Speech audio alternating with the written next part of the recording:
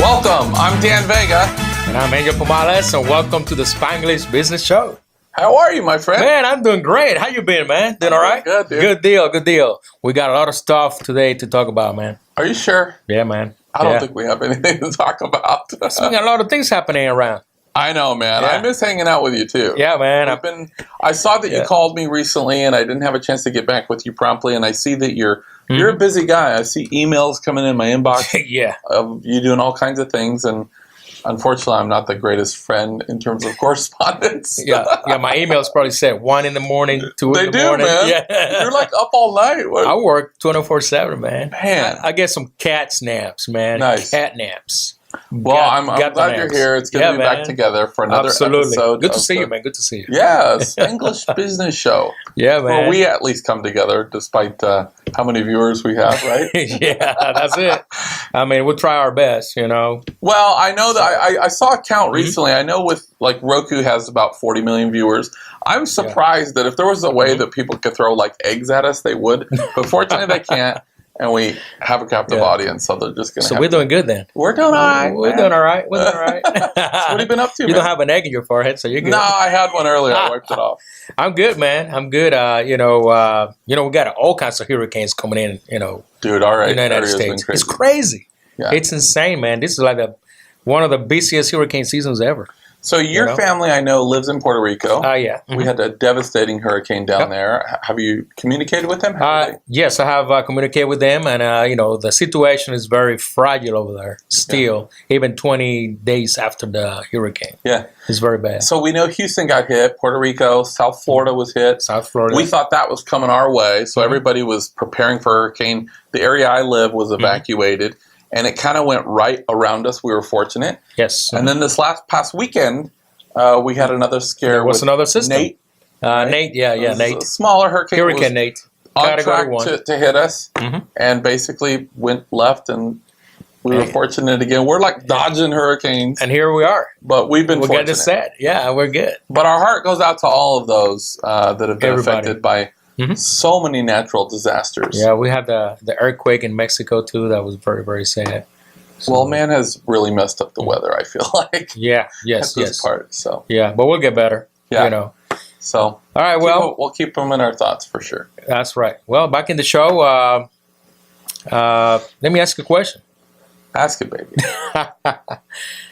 Ask away. All right. We had a good weekend this past weekend, even though it was on a little bit of rain. I have to stop you right there. A little bit of rain. So a lot of people think that we talk probably and we work up a monologue and here's what you talk about, I'll talk about. Honest to God, we don't do any of that. We don't talk at all before the show. Zero. On purpose because I just want to pay attention and find out what you're up to. So I really never know what you're going to say. So I just brace myself. I don't know what's coming, but go ahead. I'm going to ask you, what did you do last weekend, man? We had the hurricane coming, and so we didn't make a ton of plans. We got some rain.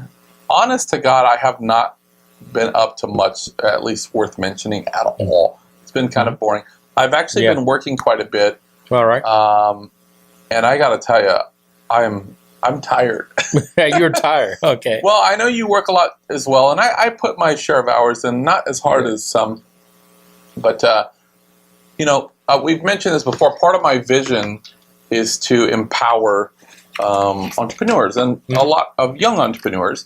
And several weeks back, we mentioned on one of the previous episodes, I was speaking at an engagement, and we decided to give away, a bunch of scholarships to the university. Oh, that's right. I remember. Yes, absolutely. And so I prepaid for this education, and part of my vision is to create 100 millionaires.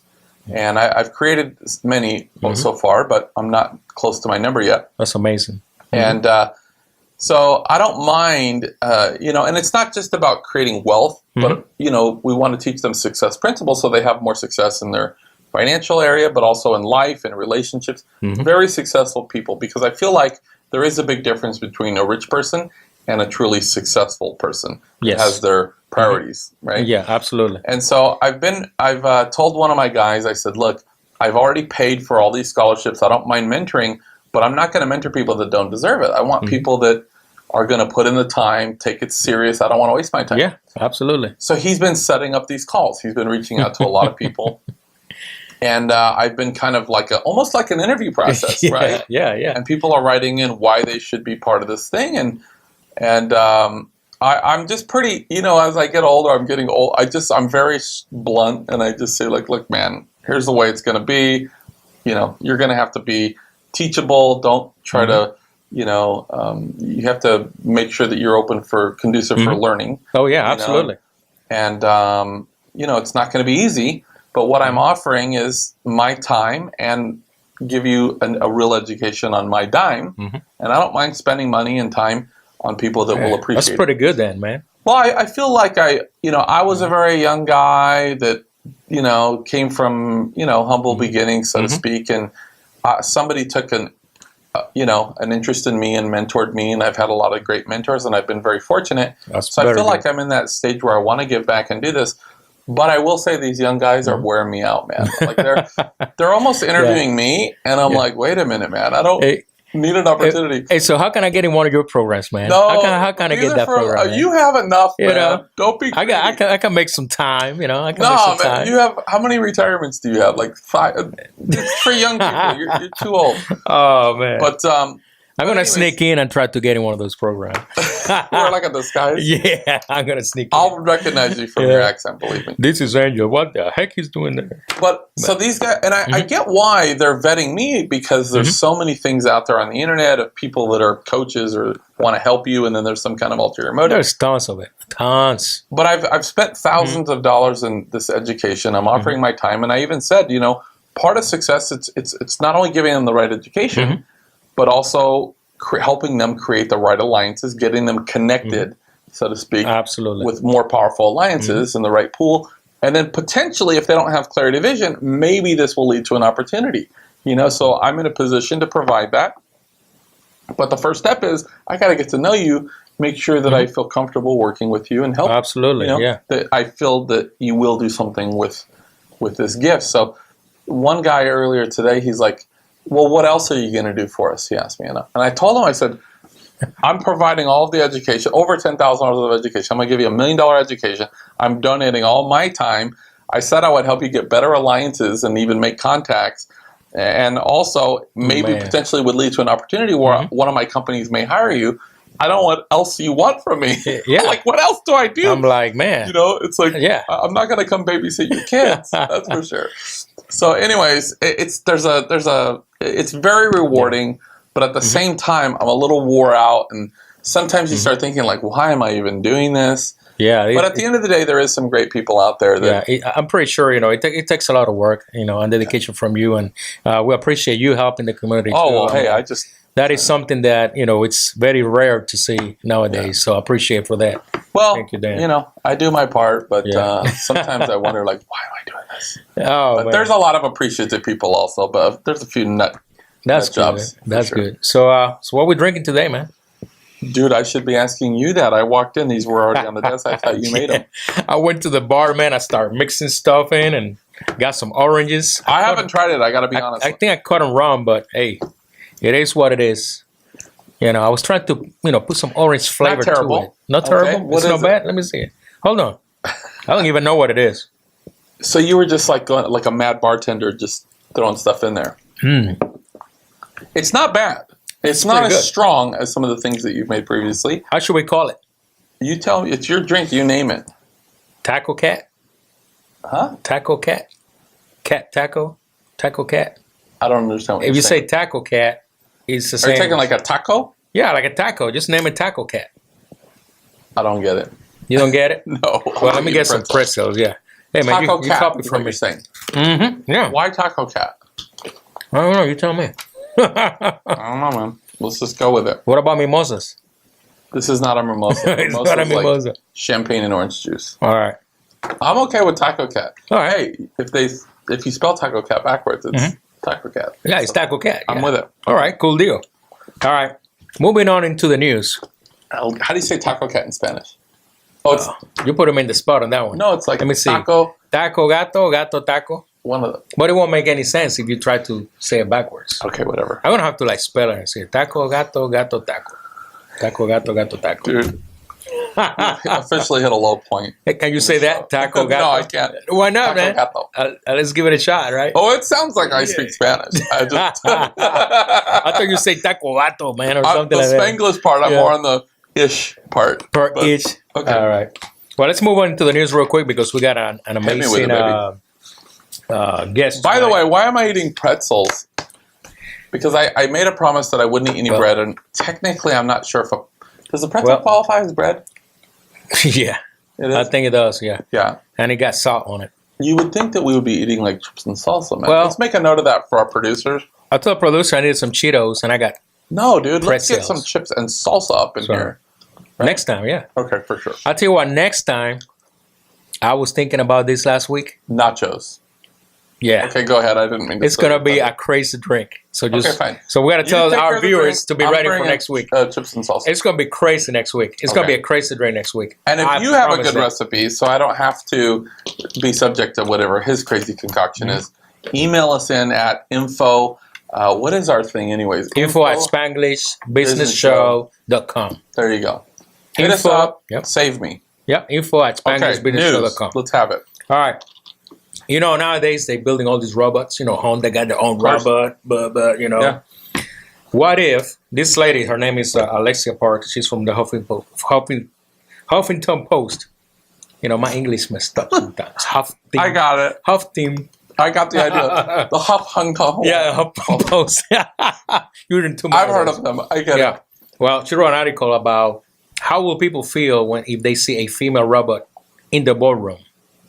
You know, like on What? a business, a female robot. Because, you know, Robot. Okay. the AIs on robots is getting better and Okay. better nowadays. They almost can think like you and me. Can I vote yes? Yeah, I'm going to vote yes, too. so I got two votes Yeah. on me. You know, but, you know, she's going to be talking sweet to you, maybe. But can you program the voice? Like, I don't Yeah, want you some can. like harsh voice. I want like a Do you want like a Russian voice? no. I want like maybe a British accent. British. Sweet. Yeah. I'm pretty sure they can do that. Okay, Or alright. French. Bonjour, my got me. love. You know, So she's saying female robots are going to be the new thing. female robots. I'm with it. Yeah, because you know you got Alexa, it's a female voice. Mhm. You know, most of the cars nowadays, you know, the emergency thing is a female voice. Okay. So I'm not really up on the whole female to male ratio in the field of robotics, but I'll look into that. Yeah, well, it's a good article. Anyway, There was actually an article written all about that. Mhm. Very interesting. yeah, and then moving along with like Puerto Rico, you know, Tesla, you know, the big battery Yeah. maker, they have this thing called a power wall. And what it is, it drags heat from the, you know, solar panels. You'll save it in a battery, and then you can power your house. So he's bringing thousands of those to Puerto Rico for the people of Puerto Rico. Yeah. Because, you know, like 98% of the island has no power. That's crazy. So Tesla volunteered. They talked to the government of Puerto Rico, so they are going to help out. And Well, you know, it's Elon Musk, looking pretty good. Elon Musk looking pretty good. Actually is very heavily invested in solar panel companies. Mhm. And you remember, I think it was episode 3, we had sales guru Ray Islas Yes. Oh, yeah, I remember him. that worked with one of those companies and did work for one of Elon's Yeah. companies. And I mean, the technology in that field is phenomenal. And it's growing, man. But I'm glad that they're sharing the wealth and getting over to Puerto Yeah, Rico and yeah. giving some assistance. That's very good. He said Very he can actually power the whole island using Tesla's Amazing. renewable batteries. So that's pretty good. Right. And then they also in Puerto Rico, they have what is called a Project Loon, and it's made from Google. It's like pretty much a balloon they send in the stratosphere, and then people can actually make phone calls using LTE network. You know, because right now there's no cellular system over there right now because all the towers got wiped out. So they only got like a few. They said about so 10% of the island tech can make over phone there. calls. Yeah. Make things easier. Yeah, they test this thing in Australia and it worked 100%. So they say they're working with the FCC, trying to bring it to Puerto Rico. The FCC approved it. So next week, a lot of people in Puerto Rico hopefully should have, Nice. you know, they can call their loved ones. Very Because good. I know I have to wait like 10 days just to listen to my mom. Yeah, and hear I'm my sure the mom, which is pretty anxiety of sad. finding out if Absolutely. everybody's okay. It's Yeah, awesome. yeah, and they want to know, in the internet, they want to go to Facebook and see what's going on with their families too, because a lot of people still don't know where their families at. It's a lot of mountains, a lot of rivers got flooded up in the mountains. I mean, it's just a bad situation. So, Well, speaking of Puerto Rico, I'm very excited about our guest tonight, and he's originally from that area as well. that's awesome. Awesome. Very awesome guy, Oswald Rivera. Oswald And Rivera. he actually, when I think of Rivera, I think of the old Geraldo. Did you ever watch Geraldo that? Rivera. Oh, I used to That guy watch him was all the wild. time. He would Yeah. knock people out. He was a wild dude. Yeah, yeah. But anyways, Oswald, man, he's a decorated war veteran Wow. in the Marines. He actually was honored the Purple Heart. Also, That's very you're going to love this, man, Mhm. but he's also a Karate. master. Oh, wow. Yep. Wow. Very. I don't know if he's actually karate or if it's some other type thing, but it's Hey, we'll ask something him. with martial Or arts Kung Fu. as a master. We'll ask him. We'll ask him. He'll be on the show. What's really cool, professional writer. So this guy's Oh, written wow. 6 or 7 books. Mhm. You know how difficult it is to attract the attention of a publisher, but this guy's done it numerous times. He's well known That is hard to in do. the writing world. Very great writer. And we'll see if we can get him on the phone. Let's get him while on I the phone. finish off my pretzel. Yeah. I can wait to talk to him, man. That's going to be awesome. Okay. You guys are going to get along So- because, So he's like a master. yes, I Okay. think so. He's living in Vermont. Let's see if we can dial him up. Vermont. I've never been in Vermont. I should go to Vermont one of these days. Vermont, all the way in the East Coast. Northeast Coast. Should be Here a we lot of, go. Oswald there's a lot Rivera. of pine trees there, too, in Vermont. Ask, man. Yeah. Good evening. Oswald, how are you? Dan Vega. I'm here with Angel Pomalis from the Spanglish Business Show. Fine, thank you, and it's a pleasure to be on your show. Well, Man, I am excited to have you, man. Likewise, I'm really looking forward to it. Thank you so much. Spanglish. By the way, Spanglish was my native language when I was back in New York. oh, wow. Well, let me ask you a question. Thanks for being on the show today. This is kind of a weird question, but when was the first time that you remember you start talking Spanglish? The first thing I remember, if I go Spanglish, Yes. el mapo.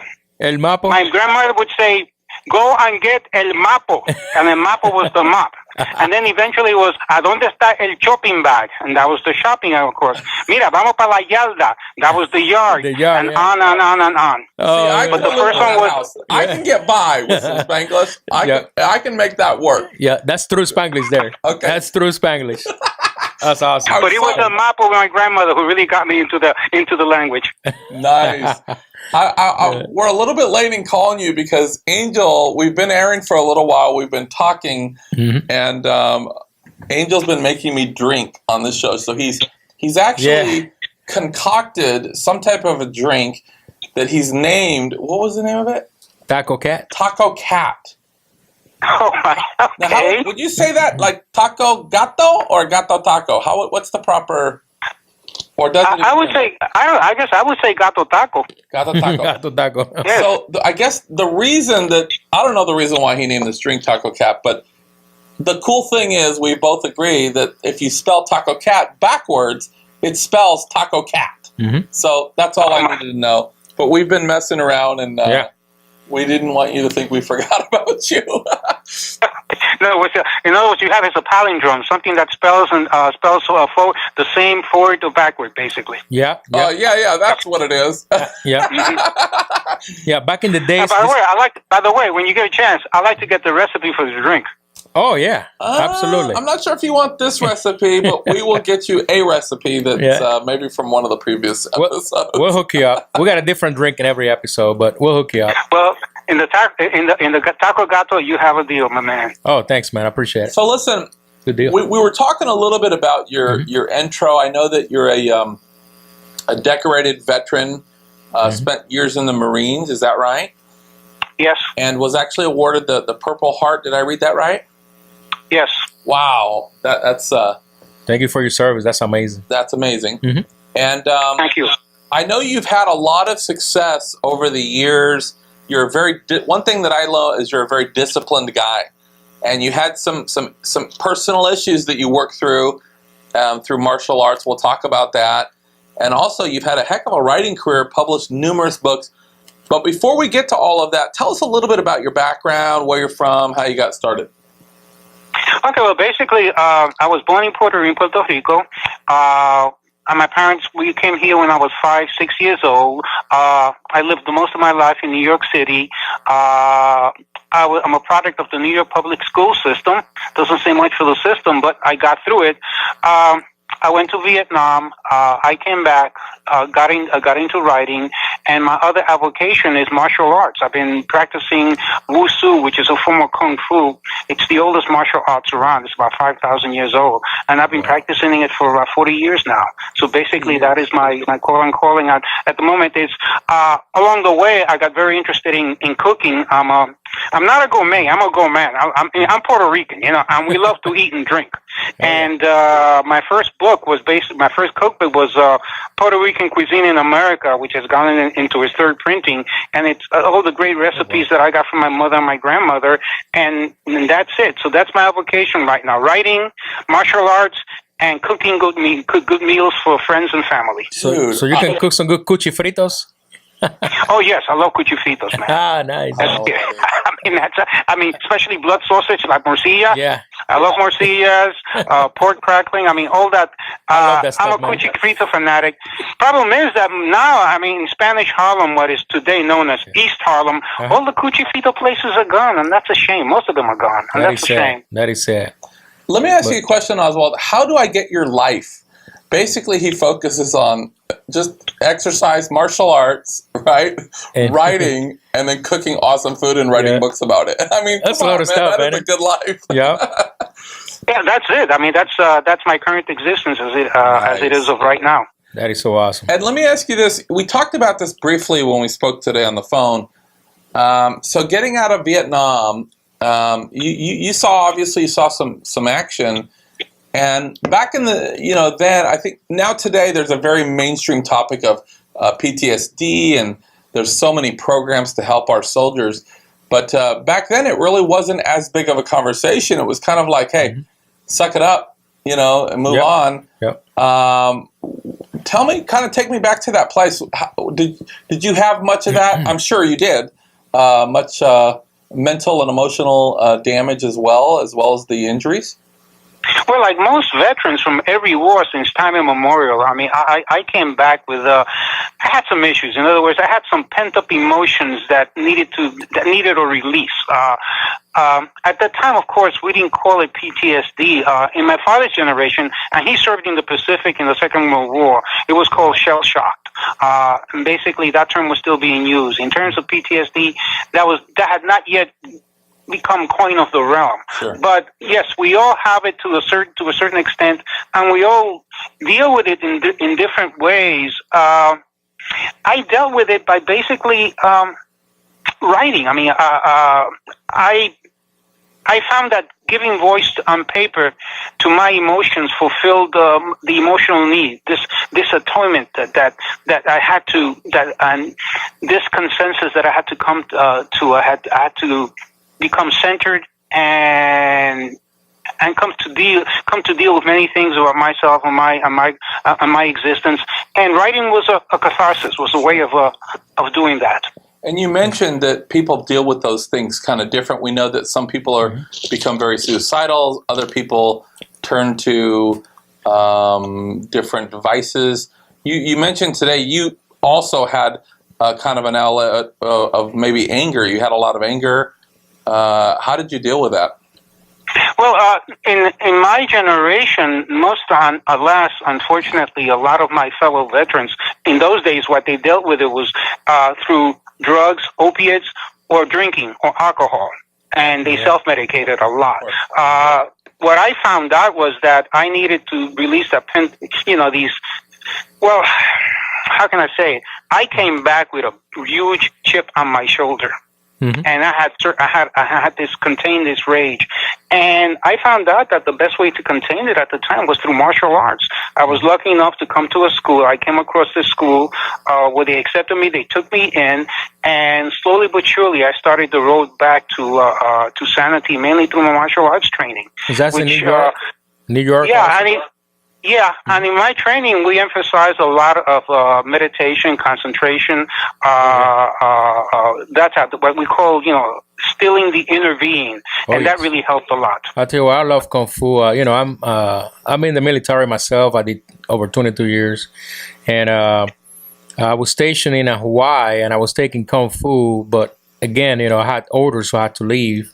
And Kung Fu, it's a very different art than all the other, karate. It's nothing like karate or anything like that. It's very different. You have to use all your mental abilities, and you gotta be strong for it, because the exercise that we used to do, oh my God, I used to sweat like in 10 seconds. You were already sweating. Yeah, he can tell you. Oswald can tell you about it. I know. Is this Kung Fu? You see a lot of these, and I don't know if it's really like this in real life, but you see a lot of these masters that are not spring chickens. These guys are in their, 70s, 80s, even old, and they're still doing it. Is that kind of the way it really is, or is that more portrayed? Yes, no, that's the way. With us, that's the way it is. My grandmaster, Alan Lee, he's in his 90s now. And he still goes out on the floor and shows you and demonstrates ground fighting and does all these things. And I figure when I want to be his age, I want to be as spry, I want to be as young, I want to be as limber. And that's one of the reasons I pursue the art. In other words, at my level, I'm not interested in learning another punch or learning another kick. I know how to fight. What I'm interested in is prolonging my life, my health, and doing the best I can in terms of really, maintaining as much as I can as I age. Of course. With that being said, let me just ask this question. How bad are you? Like, I have to find this out, honestly, Oswald. I'm sorry for the question, but like if some guy tried to mess with you or grabbed you from behind, would he be in real trouble? Let me say this. You got my website. Go check my website and go out and see the competitions and the tournaments I've been in. Just check out some of my check out some of my videos that I have on the website. Okay. And I'll let you make up your own. I feel like the answer is overwhelmingly yes. They would be in trouble very quickly. No, not really. Let me preface that by this. In our system, my grandmaster, in a sense, he's a pacifist. He said that at all costs, avoid any kind of confrontation. You have to avoid any kind of confrontation as much as you can. Only when your life is in direct threat, in danger, or someone you love is in danger. Otherwise, you do everything you can to avoid any kind of confrontation. Yeah, that wasn't the case of Van Damme. He always got in trouble. Yeah, well, we all have our demons to contend with. Yeah, for sure. Yeah. Well, listen, we're going to take a quick break, Oswald, but when we come back, I want to find out more about your writing. You've accomplished something with your writing that not very many people have, and I want to talk about it. So hang with us. We'll be right back with the Spanglish. Please don't stick with us. More with Oswald Rivera.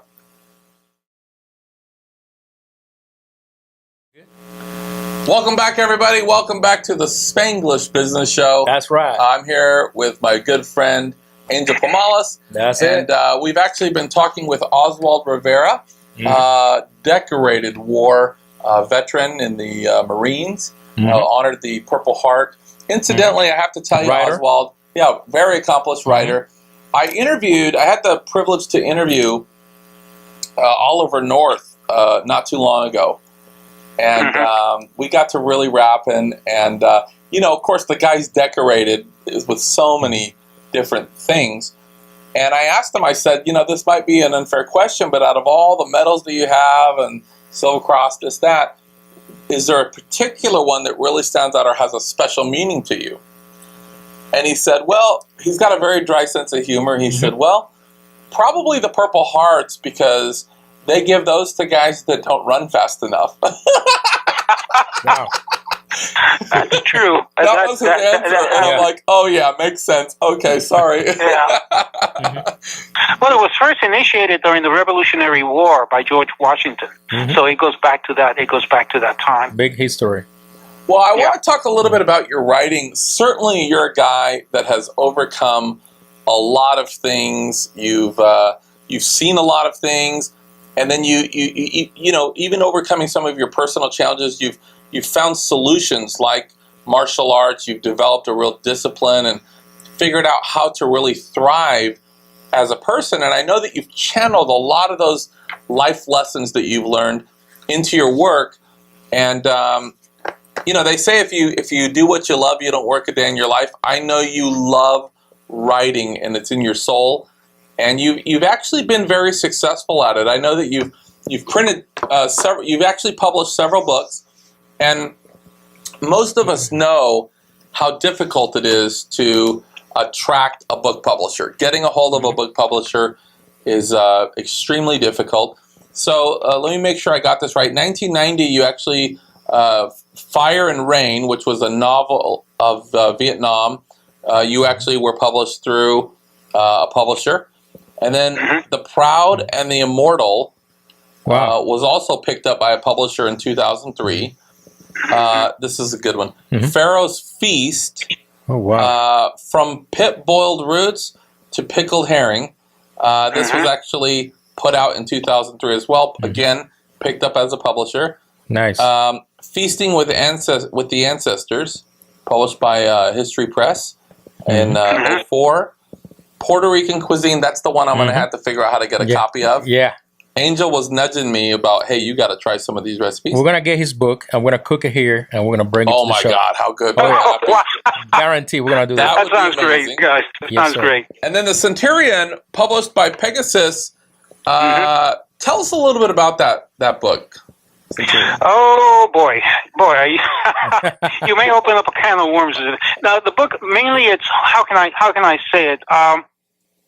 It's creating some waves because basically, what it is, it's an early treatise or a saga on Christianity during its formative years. In other words, when Christianity first came to ancient Rome, the Christians were perceived as an alien religion that was getting a foothold in society and in the political process. So actually, the Romans, you know, the Romans really did not like it when somebody really challenged the established norms, and the Christians did. Mainly because, one, they did not believe in the Roman gods. In other words, they didn't think that Caesar was divine. And to them, their only God, of course, was, a deity was Jesus Christ, the Son of God. So that set them and the Romans on a collision course. My book, The Centurion, is told from the Roman point of view. Wow. I mean, think of it. An alien religion is getting influence in your culture, and you're going bananas over it. So it's you could say it's written from the bad guy's point of view. But again, every side has a story, and basically that's what the story is about. Nice. All right. Can we get those books on your website?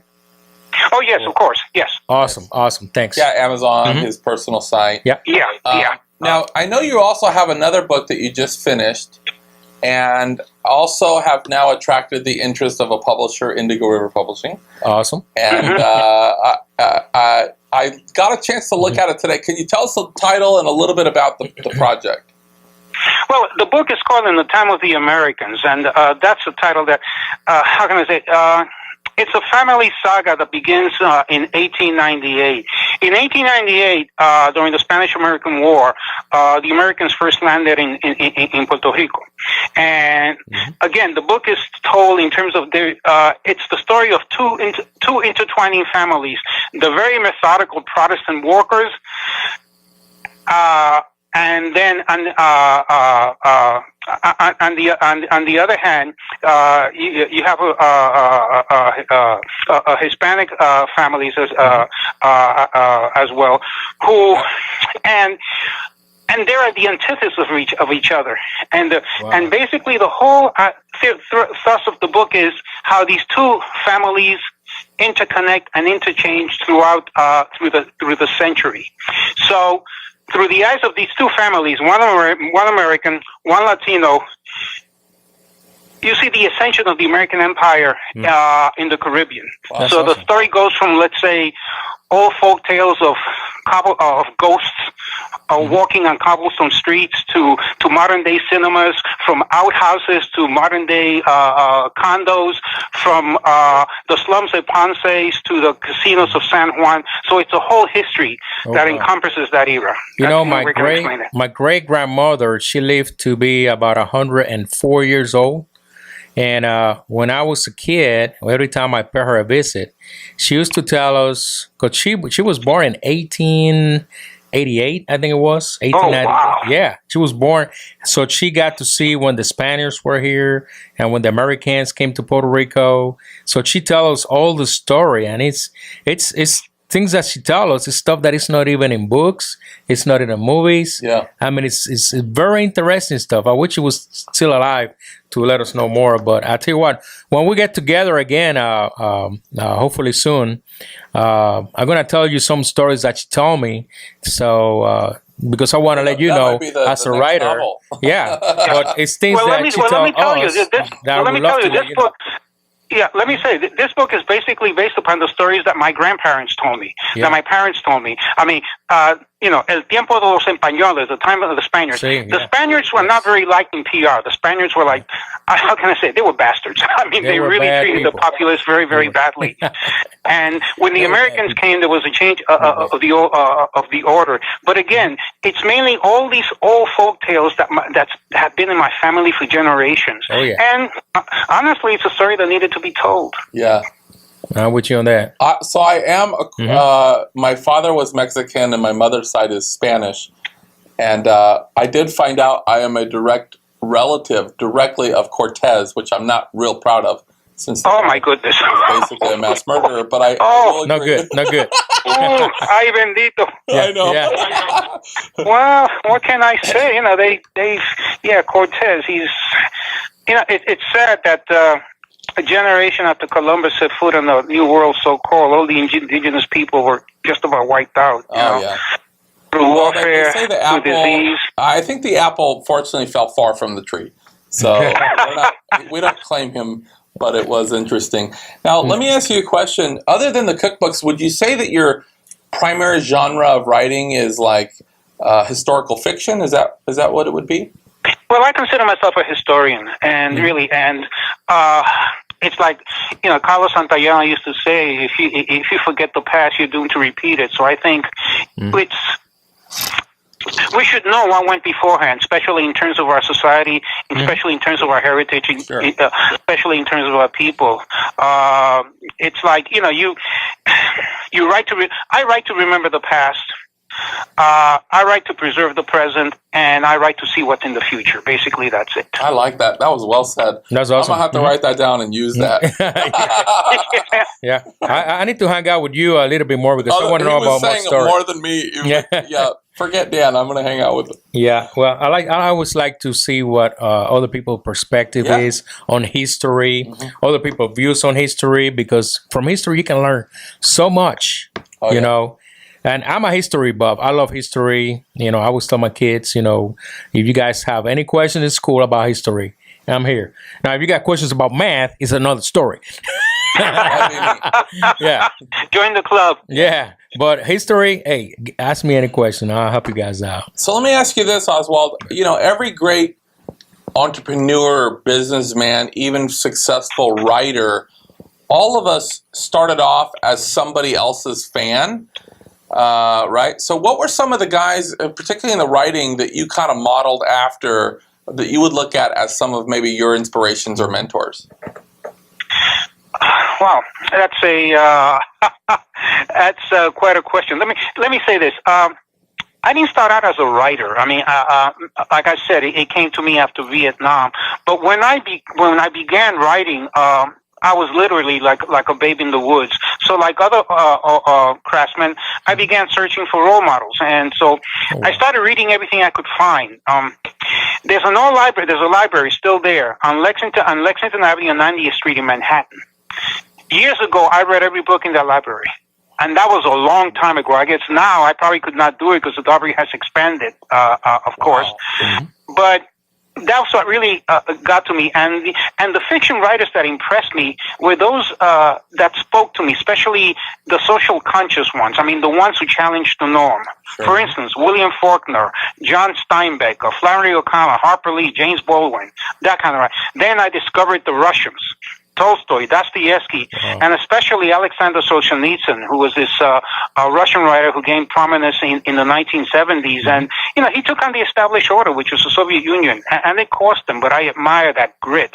I'm also enamored of the Hispanic writers. By that I mean Gabriel Garcia Marquez, the writer, the famous writer of 100 Years of Solitude. Carlos Fuentes, who wrote The Old Gringo.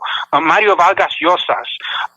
So, these are the people that influence me, and in some way I hope that I can influence somebody else along the same journey. That's amazing. Well, you're certainly on the right track for sure. Becoming a published author in itself through an actual publisher is an accomplishment itself. It takes a lot of discipline. You've done it not only multiple times, but you've done it well. And, I've even looked at your writing myself. It's very well done. You're a great storyteller, but you also are very accurate in your history and really preserving things that many people have forgotten about, and really, giving us a window for things that we can look at towards the future as well. Let me ask you this. How important is it, do you feel like, to find a mentor? You mentioned that you looked at these guys as a mentor.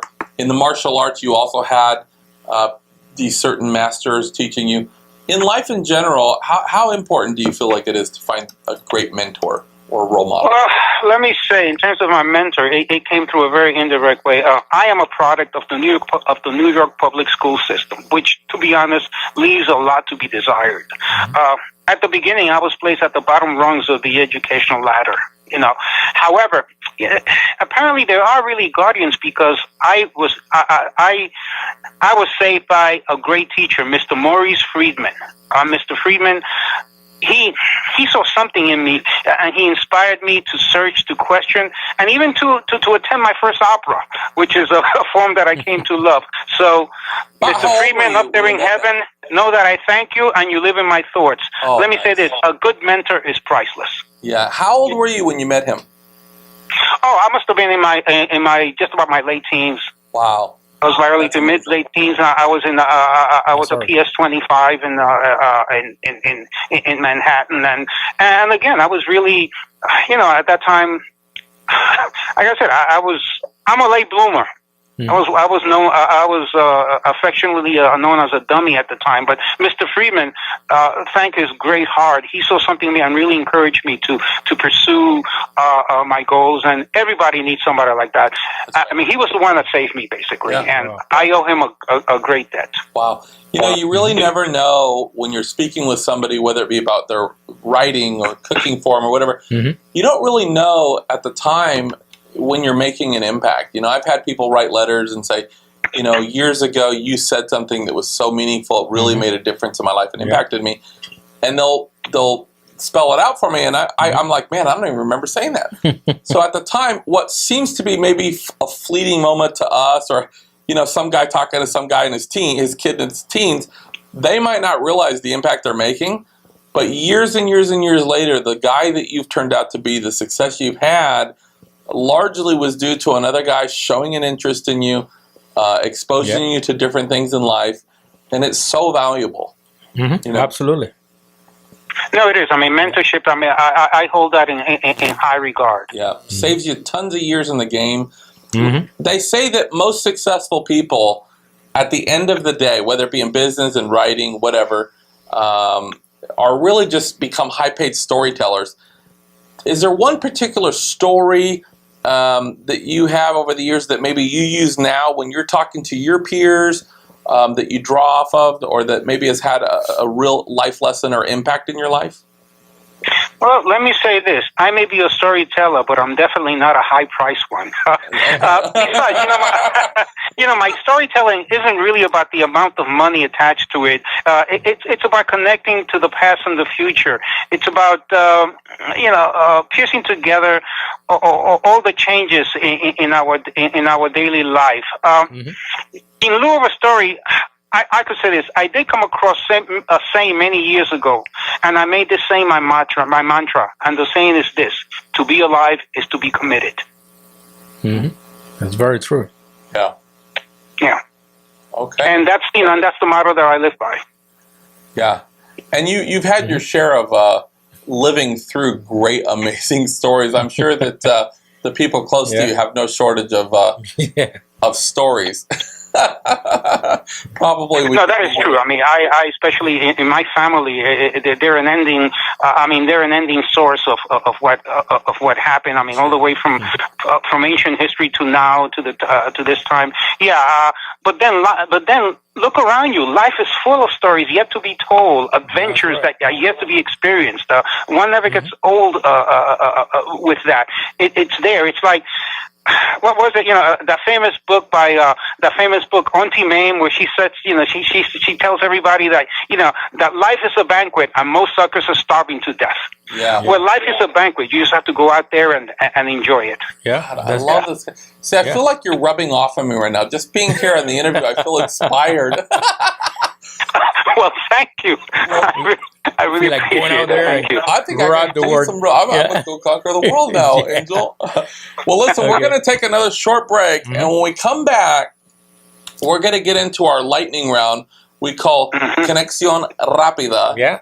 And Conexión Rápida. Why not? we're going to hit you with some quick questions. Give our audience a chance to get to know you on a more personal level. So stick with us. We'll be right back. More with the Spanglish Business Show. Don't go anywhere. That's right.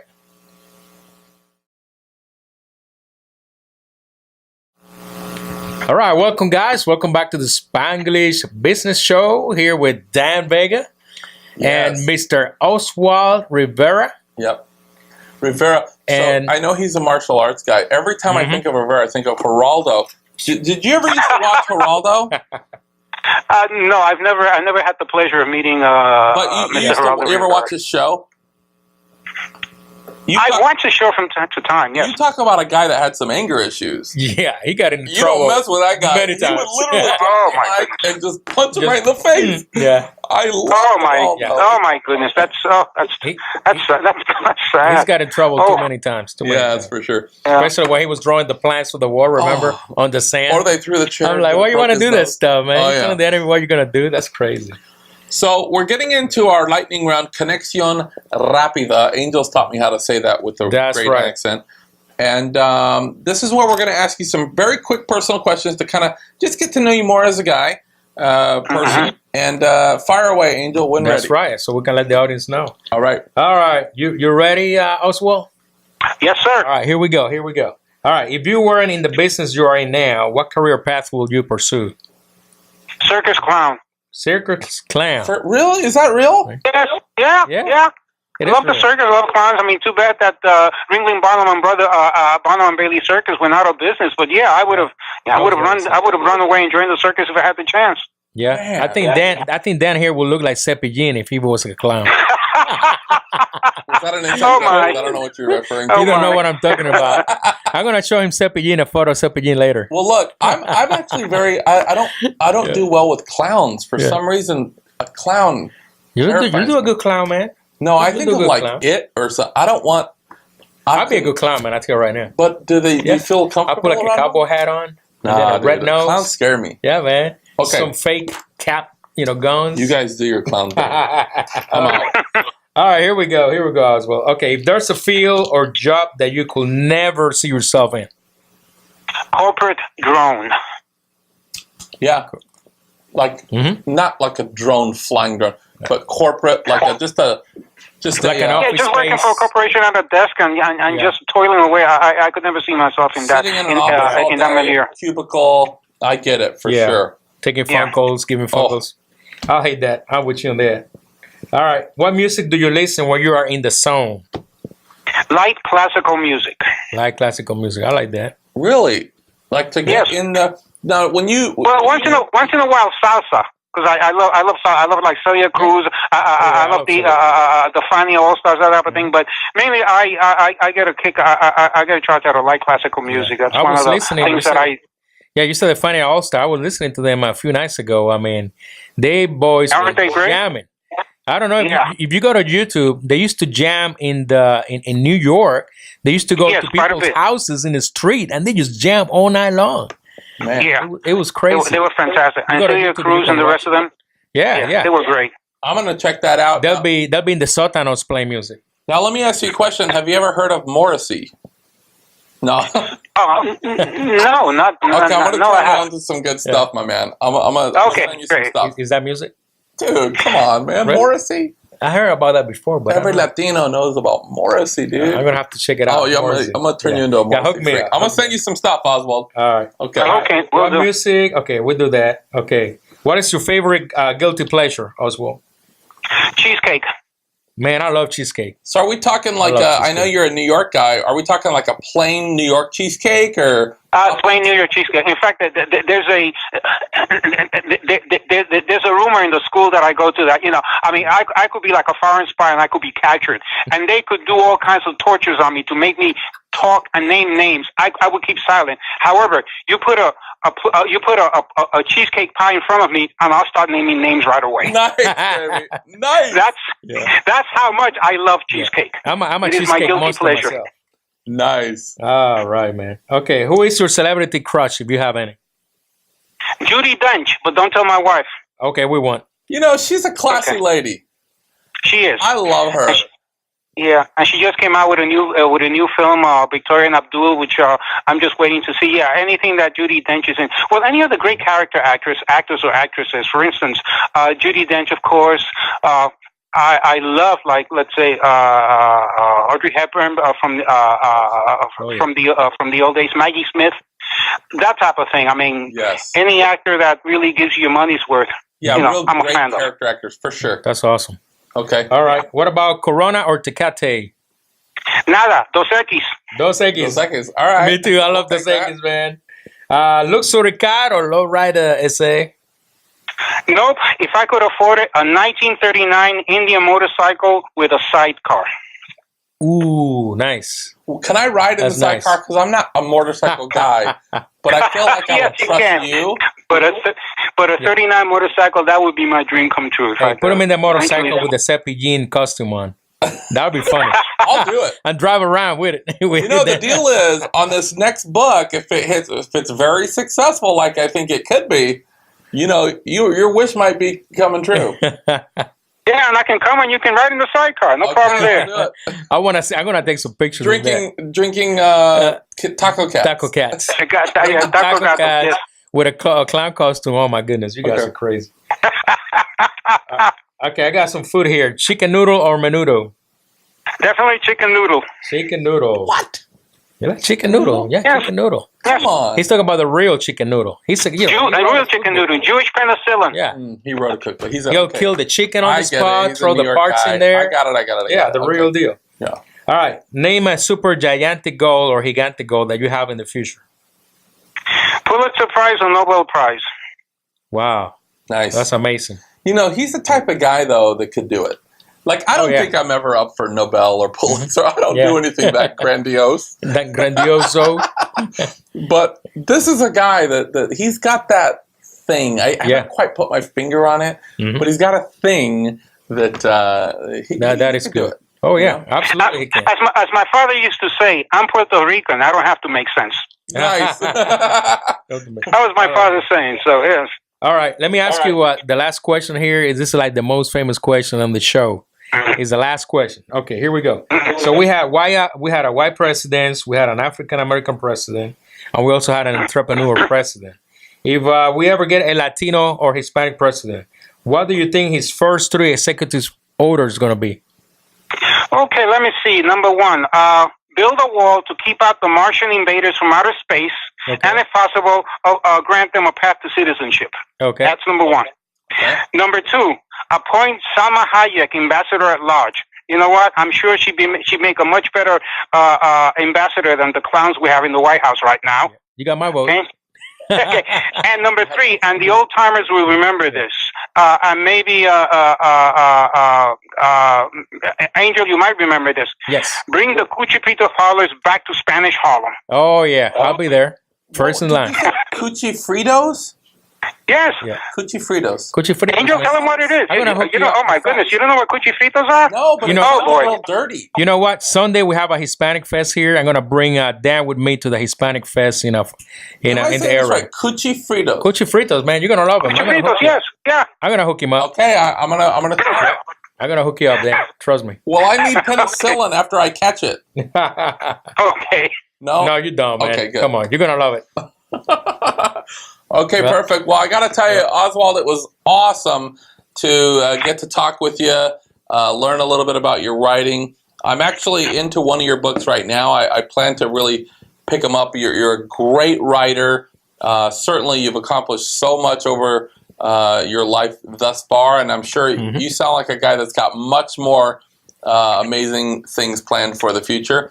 How can we get more information on your books and the things that you're doing? Where can we go for more information? Oh, you can go. I mean, you can go to my my website, which is www.oswaldrivera.com, or you can go to my blog. I mean, my blog I have all these great recipes that I've cooked through the years, mainly not only Hispanic recipes but worldwide recipes that capture my interest. Nice. And my blog is Oswald at Large. That's oswaldatlarge.blogspot.com. Got it. All you have to do is just put my username in the computer. Just put Oswald Rivera, and they'll get you. You'll get through all the information that you need. No problem there. Yeah, Oswald Rivera, you'll find him. That's right. And check out his website. Right, check out his books. And he's got some great recipes as well on your website. On his website, some great food. Let me ask you a question for our viewers right now that are watching this, and they're saying, they're inspired. They're saying, this is a guy that's overcome great adversity. He's lived through some tough things, but he's also a guy that's followed through his passion. He found out what he loves, and he's pursued it, and he's made it, and he's actually doing what he loves. And maybe they're thinking about becoming a writer or, chasing their passion. Any parting advice for our viewers? Follow your pursuit, whatever the cost. That's what I can say. Follow what you love, whatever the cost. Yeah. That's the only thing I can say. Yeah. Nice. That's great awesome. advice. Well, man, it's been a real pleasure talking with you. We hope to have you back on the show. Would you come back? That's right. Oh, it would be a pleasure. Gentlemen, let me say this. Thank you so much. It has been an extraordinary pleasure and an honor. And thank you. I really had a great time. I really enjoyed it. We did too. And I'm going to try the cuchifritos because of Oswald. Okay. I'm going to be this weekend. I'm going to be curled up with your new manuscript, eating cuchifritos. Read your book, great. And we'll be thinking about you. Angel, as always, my man, it was a real pleasure hanging out with you. Thanks for being with us. Thank you so much for another episode of the Spanglish Business Show. If you have any great drink recipes, any suggestions for us of maybe some cool food segments that we can do, food recipes. Yeah. Angel definitely needs another drink recipe, or even what I want to hear. I want a Latino joke. If you got a great Latino joke, there you go. Hit us up at the. That's right. Email us. Where do they email us? info@spanglishbusinessshow.com. info@spanglishbusinessshow.com. And we're also on Facebook Hit us and up. Twitter. Yep, we'd love to hear from you. Again, thank you, Oswald. Thank you to our viewers. We'll see you next time. Adios. Buenas noches.